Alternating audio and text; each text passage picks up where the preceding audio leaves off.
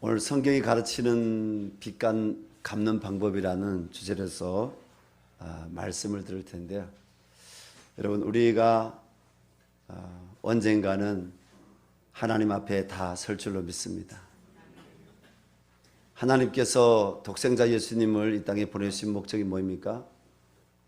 죄의 문제와 영벌의 사망의 문제를 해결해 주시러 예수님이 이 땅에 오셨습니다. 연세대학교에 가게 되면 그 연세대 안에 작은 공원에 큰 돌에다가 진리가 너희를 자유롭게 하리라는 요한복음 8장 32절 말씀이 적혀져 있습니다. 여러분, 정말 진리가 우리를 자유롭게 합니까? 그 진리는 소크라테스의 진리입니까? 플라톤의 진리입니까? 아닙니다. 예수 그리스도께서 우리에게 나타내신 이 성경 말씀, 이 구원의 말씀이 진리입니다. 여러분, 대한민국이 진리 위에 세워지기를 바랍니다. 거룩한 하나님 말씀 위에 세워지기를 원합니다. 그 가운데 내가 먼저 하나님, 오늘 예배자로서 하나님 앞에서 거룩한 진리 위에 내가 서게 도와주십시오. 그런 마음으로 오늘 성도님들이 하나님을 찾고 구하는 하나님의 은혜 가운데 서고자 하는 예배자로 나온 줄로 압니다. 제가 장사를 해봤을까요? 안 해봤을까요? 장사를 안 해보게 생겼죠? 장사를 해봤어요. 저 윗동네에 있을 때 전문학교, 여기 한국에서는 3년제 전문대학이라고 하죠. 다니는데요.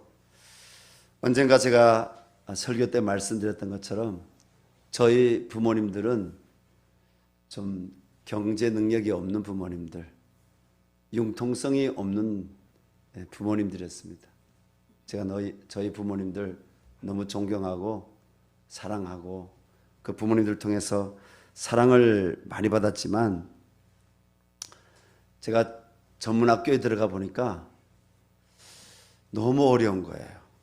제가 그때 20대 초반이었는데 계절이 바뀔 때마다 같이 공부하는 학생들, 친구들은 옷을 새 것을 계속 사라 입는데, 여러분, 옷은 날개란 말이 있잖아요. 저도 20대인데 저희 반에 우리 자매들도 있는데 저만 변화가 없는 거예요. 저만 새 옷 못 사 입는 거예요. 다른 친구들이 시장에 나가서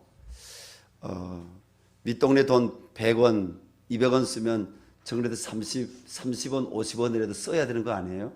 그런데 저는 없어요. 왜냐하면 부모님들의 경제적인 능력이 안 되니까. 이 아랫동네처럼 알바라도 하는 데가 있으면 참 좋을 텐데 저희 동네에는 알바할 때가 당시 없었어요. 그래서 생각해낸 것이 뭐냐, 주말이면 금요일까지 공부하고 주말이면 토요일 날 저는 집으로 가는 것이 아니라 기차를 타고 몇 시간 달려서, 그리고 또 기차역에서 내려서 몇 시간 걸어서 산골 깊이 들어갑니다. 거기 누가 있냐면 양봉을 하는 분이 있는 거예요. 양봉 뭐인지는 다 아시죠? 네, 꿀벌 키우는. 거기 가서 이렇게 병으로 꿀을 이렇게 제가 넘겨받아 가지고 그걸 다시 몇 시간 걸어서 기차 타고 주말에 돌아오는 거죠. 글쎄, 시장에 가는 거예요. 시장에. 그러면 거기 꿀 파는 그 어머니들, 할머니들 있거든요. 거기 가서 뭘 넘겨주는 거예요. 재밌었어요. 그래서 옷도 사입기 시작하고, 남이 한 100원 쓰면 저도 50원 쓰고 그랬어요. 그러다가 잘 됐을까요? 안 됐을까요? 역시 잘 알아보시네요. 저 윗동네 가면 함경남도 단천이라는 곳이 있어요. 함경북도하고 이렇게 인접이고 기차로 타고 또 몇 시간 가는 곳인데, 거기 가면 단천 재련소라고 큰 재련소가 있습니다. 바닷가에서 얼마 멀지 않은 곳에. 근데 그 재련소에서는 노동보호법으로 매달마다 노동자들에게 뭘 주냐면 이 비누를 있잖아요. 빨래비누. 빨래비누를 노동자들에게 주는데 노동자들이 양식이 없으니까 그 빨래비누를 시장터에 내다가 파는 거예요. 그걸 가서 다 모아가지고요. 또 등짐으로 지고 제가 돌아오는 거예요. 청진으로. 그리고 시장에 또 갖다 팔면 돈이 돼요, 안 돼요? 돈이 돼요. 한 주간 또 살아갈 수 있는 최소한의 돈이 되는 거죠. 근데 정말 안 됐어요. 어느 날 그 단천에 가서 물건 떼가지고 단천역에서 하룻밤 자다가 물건 다 잃어버렸어요.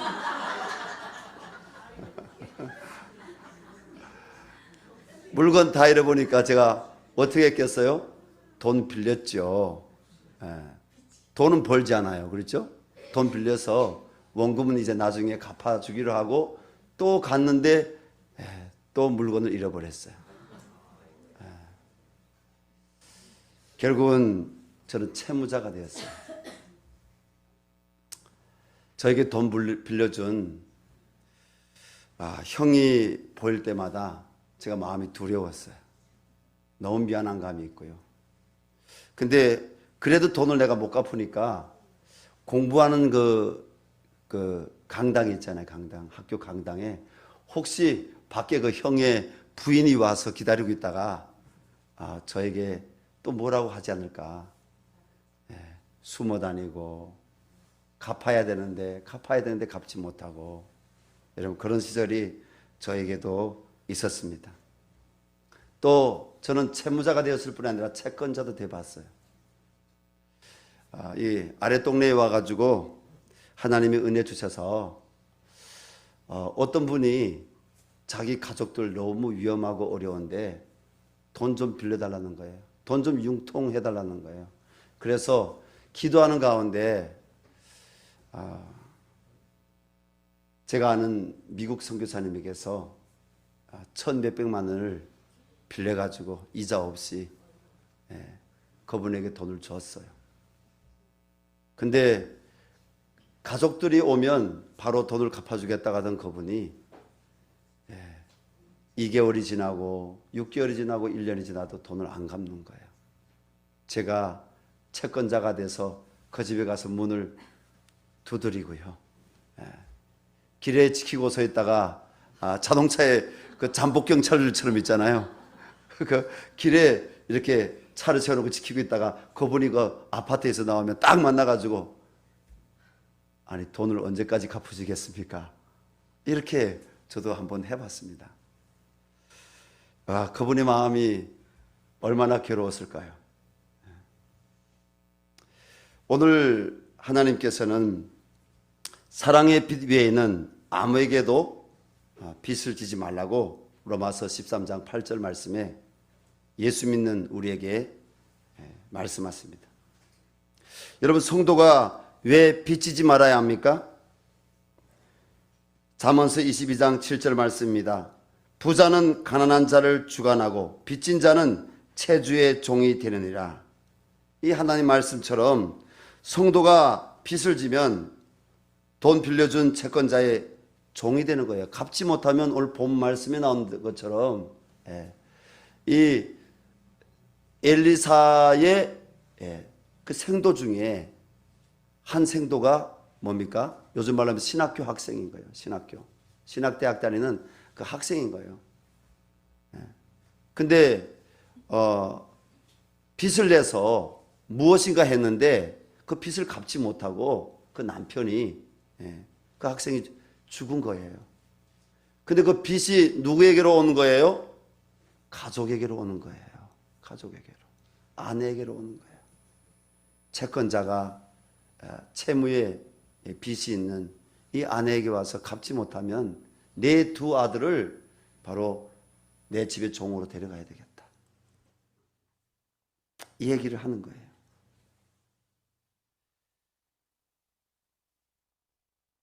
주 안에 사랑하는 여러분, 돈을 빌리는 것은 죄가 아닙니다. 그러나 빌린 돈을 갚지 않는 것은 죄가 됩니다. 하나님은 자신의 자녀가 채무자가 되어 빚 때문에 사람의 노예로 사는 것을 원치 않으십니다. 여러분, 그러나 여러분, 성도도 빚을 질 수 있다 없다? 있어요. 오늘 성경에 나오잖아요. 그 아내가 뭐라고 해야 하나요? 우리 남편이 하나님을 경외하는 줄 당신도 알지 않습니까? 그런데 우리 가족에게, 나에게, 우리 두 아들에게 지금 다가온 이 빚 문제 앞에서 이 여인은 호소를 하는 것이죠. 오늘 본문인 열왕기하 4장 1절부터 7절 말씀에 우리가 어떻게 빚에서 벗어날 수 있는지 그 해답이 있습니다. 먼저 7절 말씀을 보겠습니다. 함께 읽겠습니다. 선지자의 제자들의 아내 중에 한 여인이 엘리사에게 부르짖어 이르되 당신의 종 나의 남편이 이미 죽었는데 당신의 종이 여호와를 경외한 줄을 당신이 아시는 바니이다. 이제 빚준 사람이 와서 나의 두 아이를 데려가 그의 종을 삼고자 하나이다 하니. 이런 본문에 나오는 이 여인의 죽은 남편은 엘리야의 제자 중 한 명으로 하나님을 분명히 경외하는 사람이었습니다. 교회에 다니는 성도이지만, 하나님을 정말 믿는 성도이지만, 여러분, 빚을 진 성도가 올 이 시대에 교회 안에 있을 수 있다는 것입니다. 그 사람이 나일 수도 있습니다. 주 안에 사랑하는 여러분, 하나님을 경외하는 경건한 사람도 재정의 빚을 지는 실수를 할 수가 있습니다. 어찌된 것인지 알 수는 없지만 여인의 죽은 남편은 아내와 자식들에게 빚만 남겨놓고 그만 죽었습니다. 남편에게 물질을 빌려준 채권자는 여인에게 죽은 남편의 진 빚을 갚지 않으면 바로 여러분 자기 자녀를 잃어버린다. 노예로, 종으로 자녀가 끌려가는 걸 본다. 여러분, 볼 수가 없죠. 볼 수가 없죠. 얼마나 마음이 고통스럽겠습니까? 그러나 그와 상관없이 여러분 끌려가기 직전인 것입니다. 주 안에 사랑하는 성도 여러분, 이런 상황에서 성도인 여인은 어떻게 빚을 갚을 수 있습니까? 저는 한 7가지로 말씀에 근거해서 여러분들하고 나누려고 합니다. 첫 번째는 하나님께 부르짖어 기도하는 것입니다. 남편을 잃고 빚만 안고 있는 가부인 여인은 하나님의 사람인 엘리사에게 오늘 나왔습니다. 엘리사에게 나와서 그는 그의 하나님, 나의 하나님을 찾아 부르짖어서 도움을 요청했습니다. 이것은 여인이 하나님의 선하심을 의지한다는 증거입니다. 하나님의 주권을 인정한다는 것입니다. 여러분, 하나님은 생사복의 주관자이십니다. 우리 사무엘상 2장 말씀 보게 되면 사무엘의 어머니 한나가 하나님의 전에서 이렇게 고백합니다. 하나님은 살리기도 하시고 죽이기도 하시고 가난한 자를 빈핍한 거름더미에서 드사 기족들과 방백들과 함께 앉힐 수 있는 분이십니다. 그 사무엘상 2장 6절 8절에 나오는 말씀입니다. 그의 고백은 뭡니까? 하나님은 죽이기도 하시고 살리기도 하시고 생사하복의 주관자라는 것입니다. 여러분, 옆에 있는 여러분 지체에게 하나님은 생사하복의 주관자이십니다. 하나님은 당신을 능히 살리실 수 있습니다. 그런데 우리가 어떻게 해야 살 수 있다고요? 이 여인처럼 하나님 앞에 나가서 내가 갖고 있는 문제를 하나님께 올려드리며 우리가 부르짖어 기도해야 된다는 것입니다. 하나님께서는 예레미야 33장 2절부터 3절에서 이를 행하신 여호와 그것을 만들며 성취하신 여호와가 이와 같이 이르시도다. 너는 내게 부르짖으라. 내가 내게 응답하겠고 내가 알지 못한 크고 은밀한 일을 내게 보이리라 말씀하십니다. 여러분, 부르짖을 수 있는 축복이 있기를 바랍니다. 1907 어게인 집회 가서 부르짖을 수 있는 축복이 있기를 바랍니다. 여러분 리더 수련회에 올라가서 부르짖을 수 있는 축복이 있기를 바랍니다. 세상과 교회는 다릅니다. 세상은 경험과 논리로 일합니다. 매뉴얼, 법으로 일합니다. 그러나 예수 믿는 사람들은 그러한 세상 가운데 살아가기도 하지만 그 세상 가운데서 우리가 세상의 논리와 경험과 법 가운데서 우리가 살지만 우리 힘으로 해결할 수 없는 많은 문제들이 있습니다. 예수 믿는 사람들은 하나님께 부르짖는 거예요. 우리 성도님들 가운데 여러 가지 고민, 우겨싸임의 문제를 갖고 있는 성도님들이 아마 있을 것입니다. 또 우리 성도님들 가운데는 혹은 가족, 친척들 가운데는 빚을 안고 여전히 과거의 저희 모습처럼 채무자로서 마음의 무거운 짐을 지고 있는 성도님들도 있을 것입니다. 저는 해가 넘어가면서 하나님께 기도할 때 하나님께서는 12월에는 저에게 계속적으로 주시는 말씀이 하나님과 화목하라 하겠습니다. 하나님과 화목해라. 새해가 넘어서 중순이 가까이 되어서 하나님 제게 주시는 말씀은 베델로 올라가라 합니다. 베델로 올라가라. 창세기 34장에 보면 야곱이란 인물이 나오는데 이 야곱이란 인물은 아브라함의 손자입니다. 그런데 야곱이 이렇게 고백합니다. 환난 날에 우리를 도우신 하나님께로 올라가자. 베델로 올라가자. 그런 인생의 우겨싸임, 어찌 보면 죽을 수밖에 없는, 다 빼앗길 수밖에 없는, 가족이 찢어질 수밖에 없는 그 인생의 두려운 문제 앞에서 그 두려움을 주는 세겜성과 연합한 그 군대들이 보이는 것이 아니라, 그 군왕들이 보이는 것이 아니라 그에게는 그 위기 가운데 누가 보였다? 너는 내게 부르지라 내가 내게 응답하겠고, 환난 날에 나를 도우신 하나님이 보인 겁니다. 그래서 그는 우리가 여호와께로 올라가자. 그리고 가족들 가운데 은밀하게 감춰져 있던 그 모든 우상들을 십자가 아래 베델로 올라가는 그 상수리 나무 아래 다 묶고 그가 하나님께 올라가서 가족과 함께 예배를 해보겠을 때, 하나님의 은혜를 구했을 때 하나님이 그의 삶에 여러분 놀라운 축복을 주신 줄 믿습니다. 지켜주시는 축복을 주셨습니다. 빼앗기지 않는 축복을 주셨습니다. 가족이 찢겨지지 않는 축복을 주셨습니다. 죽지 않는 축복을 주셨습니다.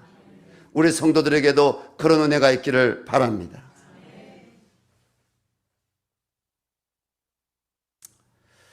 오늘 본 말씀에 근거해서 우리가 어떻게 빚을 갚을 수 있느냐, 성경은 두 번째로 나의 재무 현황을 살펴야 된다고 말씀하고 있습니다. 나의 재무 현황, 내게 무엇이 있느냐 파악해야 된다고 말씀하고 있습니다. 열왕기하 우리 4장 2절 말씀입니다. 엘리사가 그에게 이르되 내가 너를 위하여 어떻게 하라야? 네 집에 무엇이 있는지 내게 말하라. 그가 이르되 계집종의 집에 기름 한 그릇 외에는 아무것도 없나이다 하니, 엘리사가 바로 자신의 그 생도였던 하나님의 사람이었던 그 죽은 남편 부인에게 이야기하는 겁니다. 내 집에 무엇이 있느냐 살펴봐라. 여러분에게 지금 뭐가 있습니까? 이 여인에게는 뭐가 있었다고요? 기름 한 그릇밖에 없었어요. 미국의 맥도날드 이 가게 큰 기업이죠. 전 세계에 다 들어가 있어요. 심지어는 저 중동 국가에도 들어가 있고요. 아프리카에도 웬간한 여러분 수도에는 이 맥도날드가 다 들어가 있어요. 전에 보니까 중국에도 맥도날드가 들어가 있더라고요. 한 십몇 년 전에 한 20년 가까이 전에 보니까. 근데 이 맥도날드를 창업한 분이 여러분 크리스천인 거 아시나요? 이분이 어느 날 감옥 생활을 했어요. 감옥 생활을 하고 감옥에서 나와보니까 가족들이 자신을 버리고 가족에서 버림당했어요. 아무것도 없어. 그리고 그는 바닷가에 나가서 자기의 이 처량한, 자기의 이 한심스러운 상황 가운데 그가 하나님을 찾게 됩니다. 근데 그는 바닷가에서 위로부터 오는, 하나님을 찾았을 때 위로부터 오는 여러분 아이디어를 얻게 됩니다. 야고보서 1장 말씀 보면 너희 중에 후히 주시고 꾸짖지 아니하신 하나님께 구하라. 그리하면 위로부터, 하나님께로부터 빛들의 아버지께로부터 우리에게 선물을 주시는데 각양 좋은 지혜를 주신다. 할렐루야. 그 영어 번역 성경에 있는 아이디어라고 합니다. 아이디어.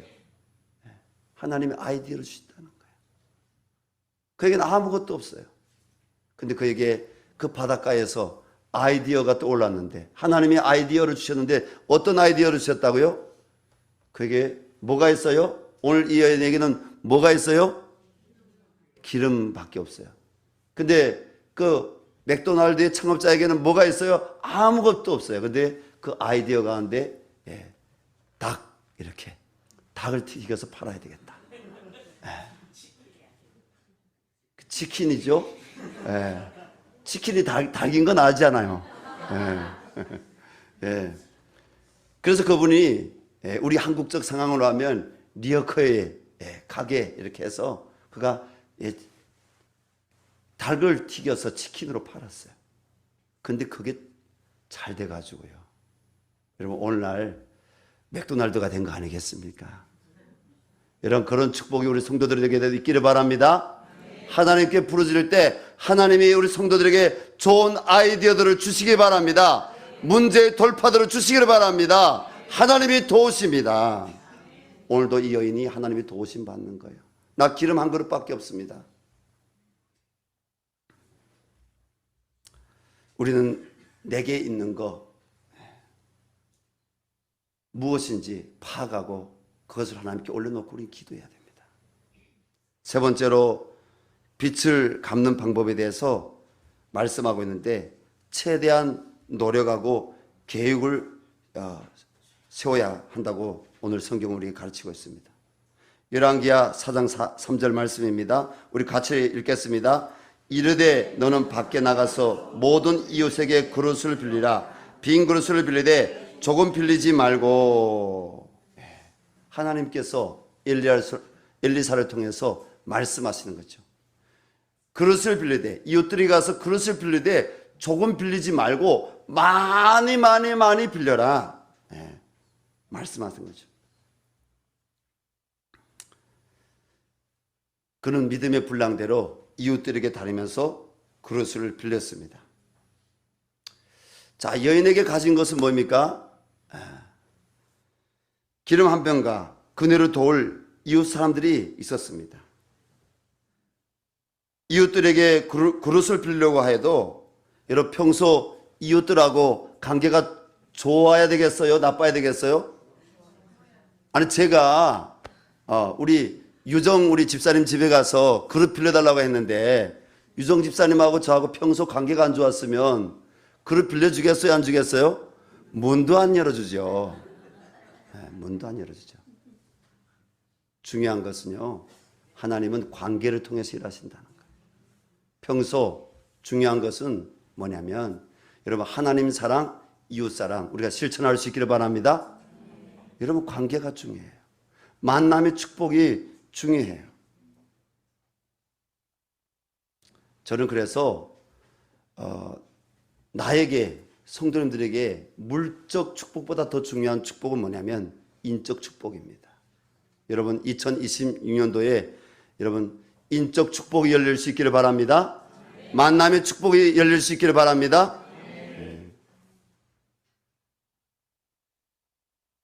네 번째로 또 오늘 본 말씀에서 우리가 빚을 갚을 때 하나님께서 우리가 뭐라고 말씀하시냐, 자신의 가족들과 함께 힘을 합쳐서 힘을 합치라는 거예요.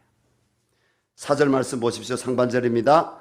너는 내 두 아들과 함께 들어가서, 하나님이 계속 엘리사를 통해서 말씀하시는데 뭡니까? 두 아들과 함께 하라는 거예요. 여인은 자신의 처지를 자식들에게 비밀로 한 것이 아니라 그들에게도 알렸습니다. 재정적 어려움이 있는 성도는 자신의 가족에게도 솔직하게 실제 상황을 미안함으로 겸손하게 나눠야 됩니다.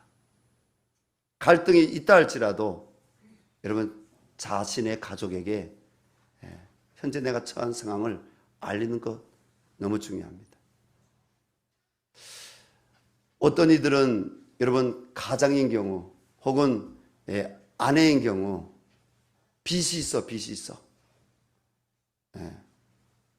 근데 그 빚 문제를 내가 그냥 꽁꽁 안고 가는가? 여러분 고통스러울까요? 안 고통스러울까요? 고통스럽죠.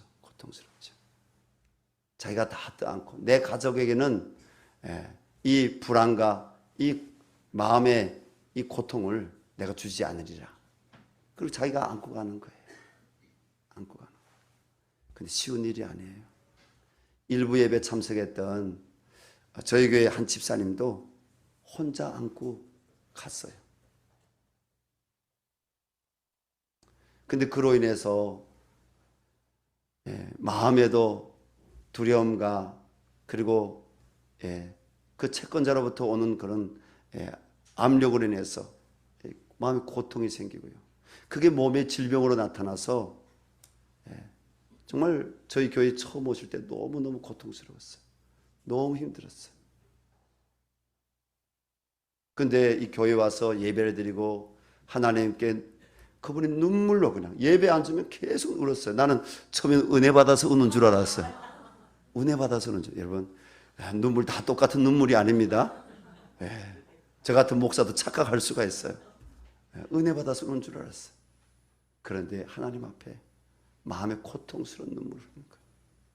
근데 하나님께서 어느 날 신방 가운데 나눔을 하게 하셨습니다. 그 나눔 가운데 결국은 그분이 순종해서 가족에게 알리기로 했어요.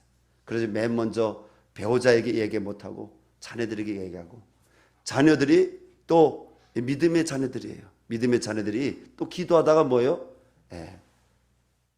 알린 것이죠. 여러분 하나님은 여러분과 같이 집을 지기를 원하십니다. 나눔할 때 하나님이 그 가족에게 회복의 은혜를 주신 줄로 믿습니다. 그분에게 평안을 주신 줄로 믿습니다. 육체의 질병을 주님 만져주신 줄로 믿습니다. 회복했어요. 하나님은요 사람을 통해서 일하는 거예요. 근데 제일 중요한 것은 가장 가까운 가족과 함께 여러분 나눔을 해야 되는 거예요. 그리고 같이 사랑으로 같이 짐을 지고 하나님 앞에 오늘 본 말씀의 여인이 함께 두 아들과 함께 들어갔던 것처럼 함께하는 것이 너무 중요합니다. 다섯 번째로 오직 여러분 하나님께 집중해야 됩니다. 열왕기하 우리 4장 4절 말씀, 또 우리 5절 상반절 말씀 우리 같이 한번 읽어보겠습니다. 문을 닫고 그 모든 그릇에 기름을 부어서 차는 대로 옮겨 놓으라 하니라. 여인이 물러가서 그의 두 아들과 함께 문을 닫은 후에, 저는 이 말씀을 묵상하면서 아니 왜 엘리사가 문 닫으라고 했을까? 왜 문을 닫고 일을 진행했을까? 저는 묵상을 보았습니다. 그때 하나님이 이런 깨달음을 주셨습니다. 여인이요 동네방에 다니면서 그릇이랑 그릇 다 빌려왔잖아요. 그렇죠? 다 빌려왔잖아요. 근데 사람들은 어떻게 생각하겠어요? 이상하게 생각할 거 아니에요. 방금 전에 내가 기력을 할 때 보니까 이 여인네가 앞집에 박씨 집에서 그릇 빌려가는 거 봤는데 또 조금 있다 자기 집에 와서 또 그릇 달라고 하는 거예요. 근데 좀 있다 보니까 또 다른 집에 가서 그릇 빌리는 것이 보이는 겁니다. 아니 저 집에 무슨 일이 있는데, 저 아줌마가 무슨 일이 있는데 저렇게 그릇을 많이 빌려가노? 궁금해서 여러분 찾아온 사람들이 있지 않겠어요? 가만히 여러분 와서 보는 사람들이 있지 않겠어요? 모이는 사람들이 있지 않았을까? 저는 오늘 본 말씀은 그게 자세하게 안 나오지만, 근데 하나님께서 뭐라고 하시는 겁니까? 엘리사를 통해서 문을 닫으라고 하는 겁니다. 왜 문을 닫으라고 할까요? 하나님은 여인과 두 아들에게 세상의 불신과 수군거림, 비방이 있는 세상의 창을 닫고 오직 하나님께 집중하여 세상에 줄 수 없는 하나님의 사랑과 은혜를 바라보기를 원하셨던 것이죠. 여러분 때로는 우리에게 골방이 필요합니다. 하나님의 기적은 골방에서 일어납니다. 은밀한 중에 하나님께 집중하여 우리가 바라볼 때 하나님은 새해를 행하실 줄로 믿습니다. 하나님이 새해를 행하시는 축복이 있기를 바랍니다. 은밀한 중에 골방에 들어가십시오. 어게인 1907 집회 우리 열방샘교회가 의무적으로 가야 되는 것 전혀 없습니다. 안 가도 됩니다. 우리 교회에 100명이 와야 된다 이렇게 오다 받은 것도 전혀 없어요. 나도 안 가도 돼요. 여러분들 안 가도 돼요. 근데 왜 가야 되느냐? 하나님이 사랑하는 교우들을 위해서, 이 교회를 위해서 기도할 때 하나님께서 베들레로 올라가자, 한낱날에 우리를 도우신 여호와께로 올라가자. 여러분 오살레 금식기도원이 어떤 기도원인지 아십니까? 지금은요 기도마다 비어있지만 2002년에 제가 이 땅에 들어왔어요. 수십 년 지났죠. 그때 신학교 다닐 때 오살레 금식기도원에 가면요 발 디딜 자리가 없었어요. 저도 그 밑에서 아멘 아멘 하고 박수치고 찬양 부르다가 또 말씀 듣고 아멘 하고 무릎 꿇고 또 회개하고 하나님께 또 하나님 기도 제목들을 간구하고 그렇게 2박씩 3박씩 어때는 한 5일씩 있을 때가 있었어요. 밤에 일어나서 밖에 나가야 되는데 너무 커. 근데 왜 발 디딜 틈이 없어요. 사람들이 여기 다 빼곡히 이렇게 누워있는데 제가 발을 옮기다가요 다른 사람의 다리를 제가 밟아놓은 적도 있어요. 다른 사람의 배를 밟은 적도 있어요. 밤에 불이 없어서 조심스럽게 손떠듬에 이렇게 나간데도 불구하고 나도 내 머리통이 밟힌 적이 있어요. 그렇게 그곳에 여러분 5,000명 6,000명 거기가 이런 10,000명 가까이 들어가는 그 예배당입니다. 10,000명 넘게도 갈 거예요. 그냥 사람들이 파글파글한 거예요. 밤에는요 여름 같은 경우에는 밖에 양옆에 보면 그 묘지들이 있는 산이 있거든요. 거기서요 개굴 이런 개구리 자연 개구리 소리가 나는 게 아니라 사람들이 주여 주여 하고 막 이렇게 랄랄랄랄랄랄랄랄라 하고 막 사람들이 막 방언 기도하고요. 아이들이 기도 소리도 들리고요. 그런 곳이었어요.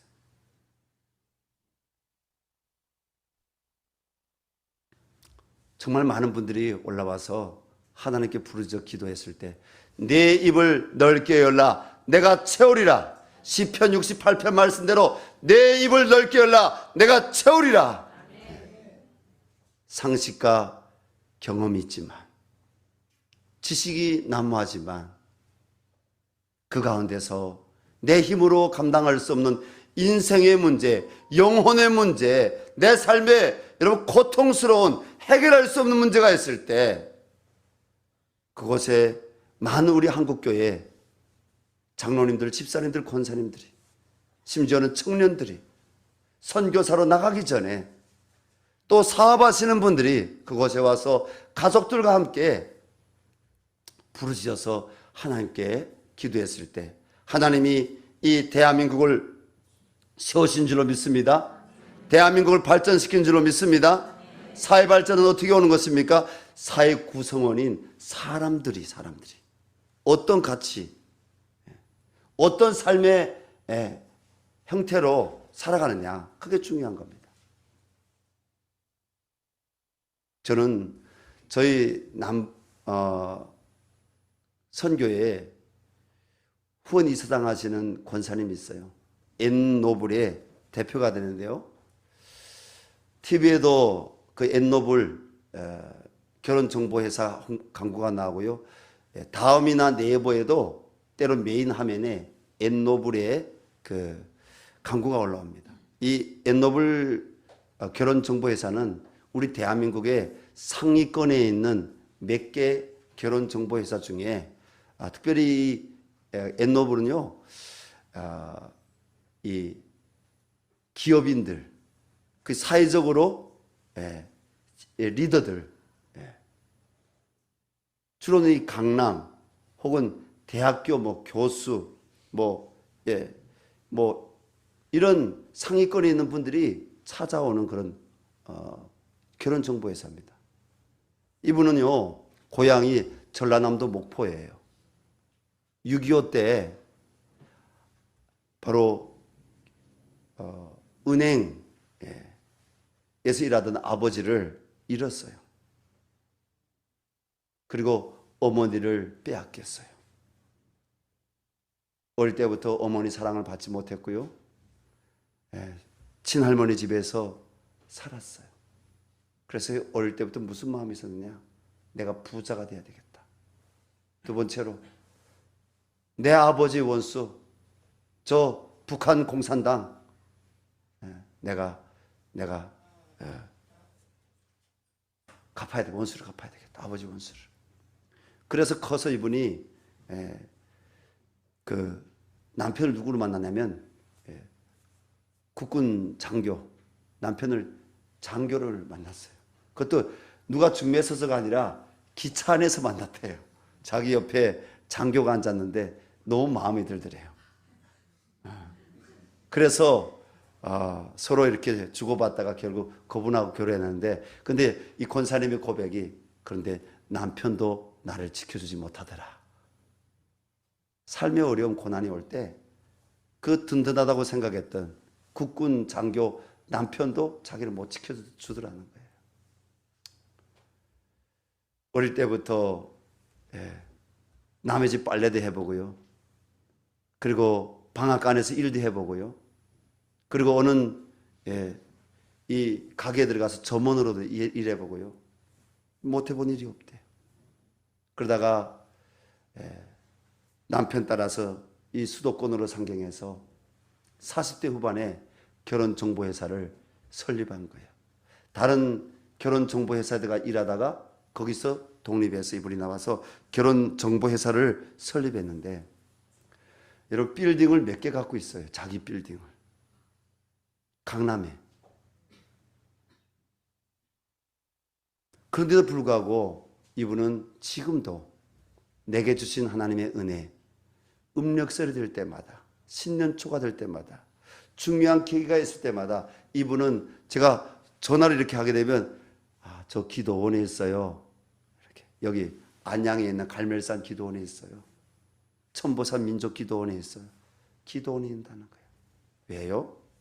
여러분, 하나님이 우리 인생의 문제를 풀어주신 줄로 믿습니다. 하나님이 우리 삶의 진정한 문제를 해결해 주시는 재판장인 줄로 믿습니다.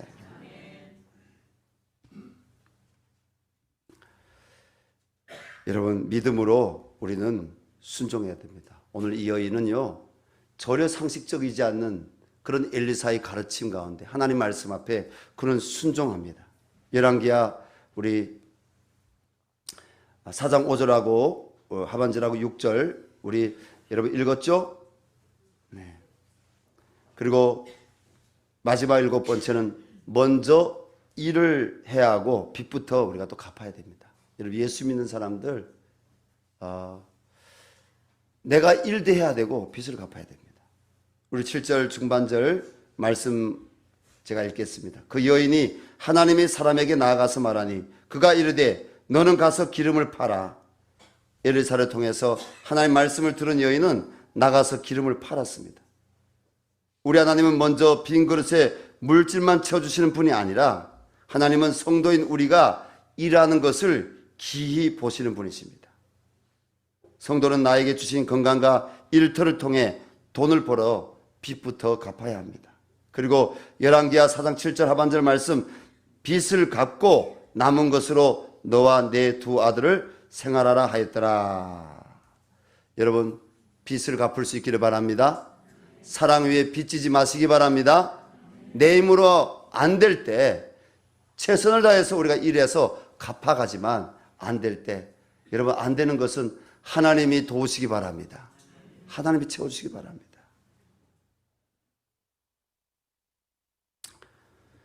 채무를 안고 있는 성도는 돈을 벌어서 여유 있게 생활하고 남은 것으로 빚을 갚는 것은, 그것은 하나님 앞에서 하나님이 기뻐하지 않는 것입니다. 빚을 갚고 오늘 남는 것으로 생활하라고 분명히 하나님이 엘리사를 통해서 하나님 여인에게 말씀하시는 것입니다. 저는 이 이야기만 하고 마치려고 합니다. 어느 안수 집사가 교인들에게 수억 원의 돈을 빌려가지고 사업을 하다가 그만 파산을 했습니다. 그는 자살감과 미안함으로 병을 얻어서 입원을 하게 되었습니다. 교인들 중 일부는 담임 목사에게 찾아와서 그런 사람을 안수 집사로 세운 교회가 잘못이라며 항의를 했습니다. 그런데 그 교회 권사님 한 분이 그 안수 집사 가족에게 높은 차원의 아가페 사랑을 베풀었습니다. 안수 집사님에게 권사님이 얘기합니다. 너무 무리하여 과도한 돈을 빌려서 사업을 하신 것은 잘못한 것입니다. 그러나 부부가 신실하게 신앙생활을 하셨고 아직 젊고 능력도 있으시니 성령님께 의지하며 더욱더 겸손하게 기도하고 다시 시작하세요. 지금 당장은 집도 없고 갈 곳도 없으니 당분간 우리 집 지하주택에서 지내세요. 내게 빌려간 돈은 탕감해드립니다. 그 대신 열심히 일해서 다른 사람들의 빚은 꼭 갚으세요. 권사님은 자신에게 진 안수 집사의 빚을 모두 탕감해주고 용기를 북돋아 주었습니다. 권사님의 말씀이 지난 10년간 그 안수 집사님의 부인 집사님과 함께 교회에서 봉사하고 기도하고 전도하며 동고동락했던 것을 생각하며 그의 고난이 곧 자신의 고난으로 느껴진다고 바로 사랑을 베푼 것입니다. 덕분에 그 안수 집사님은 파산의 위기를 잘 모면하였고 건강이 회복되어 다시 열심히 일하기 시작했습니다. 그리고 하나님께 부르짖어 기도한 결과로 새로운 아이디어를 얻어 새로운 신제품을 만들게 되었고 그 신제품이 히트를 쳐서 바로 사업에 다시 재기하는 데 성공한 것입니다. 그런 하나님과 자신을 믿고 빚을 탕감해 주신 그 권사님께 늘 감사하며 지금도 하나님의 영광을 위해서 선교 사업을 하는 탄탄한 중소기업의 사장으로서 경영자가 되었습니다. 우리 안에 여러분 약한 자를 돌아보는 사랑도 필요합니다. 주 안에 사랑하는 여러분, 우리 하나님께서는 잠언 22장 26절부터 27절에서 너는 사람과 더불어 손을 잡지 말며 남의 빚에 보증을 서지 말라. 만일 갚을 것이 내게 없으면 내 누운 침상도 빼앗길 것이라. 내가 어찌 그리하겠느냐. 여러분 남에게 빚 보증 서지 마시기 바랍니다. 자기 형제에게도 여러분 돈을 빌려주면 이러면 내가 다시 못 받을 수도 있다. 여러분 하나님 말씀대로 내가 빌려줬지만 못 받을 수도 있다. 이러면 돕는 마음 가지고 빌려주는 건 괜찮습니다. 그러나 성경에는 남의 빚에 보증을 서지 말라고 말씀하십니다. 하나님 말씀에 순종하시기 바랍니다. 오늘 본문 말씀 고린도전서 7장 24절에서 너희는 값으로 사신 것이 되었으니 사람의 종이 되지 말라고 말씀하십니다. 값으로 산 것이 되었으니 사람의 종이 되지 말라. 우리 시간 함께 우리 기도했으면 좋겠습니다. 하나님, 사랑의 빛 위에 주님 아무 빚도 지지 말라고 하신 하나님 말씀을 이 연초 1월에 하나님 말씀을 기억합니다. 하나님, 사람의 종이 되지 말라고 하나님이 우리를 값주고 사신 하나님의 자녀인데 우리가 물질 생활에서도 하나님 앞에 건강한 삶을 살아가게 도와주시옵소서. 우리 성도님들 가운데 고난 중에 있는 성도님들이 있습니까? 여러분, 이 바로 엘리사에게 찾아왔던 여인처럼 하나님께 이 시간 기도할 수 있기를 바랍니다. 하나님께서 기도하는 성도들의 기도를 들으시고 응답 주실 줄로 믿습니다. 하나님의 은혜를 구합시다. 우리 맥도날드의 창업자처럼 내게 아무것도 없지만 바닷가에서 하나님을 찾고 구했을 때 하나님이 그에게 아이디어를 주셨습니다. 오늘 이 여인에게 아무것도 없습니다. 기름 한 그릇밖에 없습니다. 근데 하나님이 그 기름으로 하나님이 바로 하나님의 기적을 행하셨습니다. 하나님, 내게 있는 것 하나님께 다 고백하게 도와주십시오. 하나님께서 내 삶에 은혜를 베풀어달라고 하나님 2020년도에는 하나님 나의 가정과 나의 삶을 통해서 하나님의 영광을 드러낼 수 있도록 하나님을 섬길 수 있도록 은혜를 달라고 우리 주여 한번 부르고 우리 간절히 기도하겠습니다. 주여, 하나님 아버지, 하나님의 은혜를 구합니다.